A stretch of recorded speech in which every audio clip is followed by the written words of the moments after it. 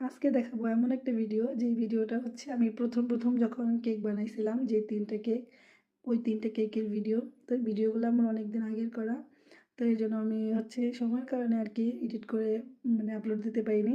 তো এই কেকগুলা হচ্ছে আমি একদম ১ম মানে যখন আমি কেক বানানো শিখছি আরকি। তো এই কেক বানানোটা কিন্তু আমার মামির কাছ থেকে শেখা। মামি আমাকে বলে দিছিল কিভাবে বানাইতে হয়।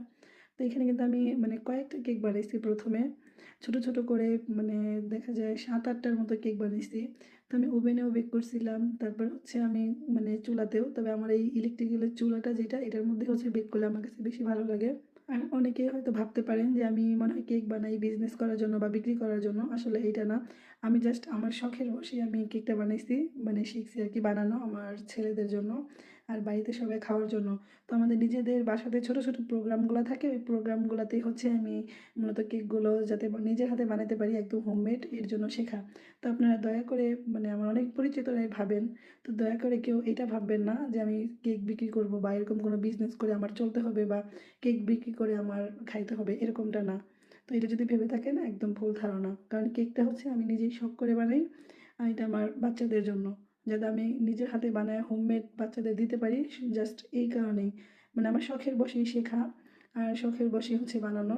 তো এইটা কখনো আমি মানে কল্পনাও ভাবি নাই। আর আমার হাসব্যান্ড তো এটা আমারে কোনোদিনও করতে দিবে না যে আমি বিজনেস করব বা কেক বিক্রি করব।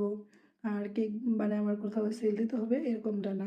তবে আমার যদি আত্মীয়স্বজন যদি কেউ মানে কোনো অনুষ্ঠান বা কোনো কিছু থাকে, ওইটা আমি নিজে হাতে মানে আমি নিজের থেকেই, কোনো টাকা পয়সা না। তো ওনাদের আমি এমনিতেই বানায় দেবো ইনশাল্লাহ। আর এরকম আমি দিছিও, গিফট করছি অবশ্য অনেকেরই। তো আরও সামনে আমি মানে আরও যদি ভালো বানাইতে পারি বা সুন্দর করে বানাইতে পারি, তখন আরও গিফট করব।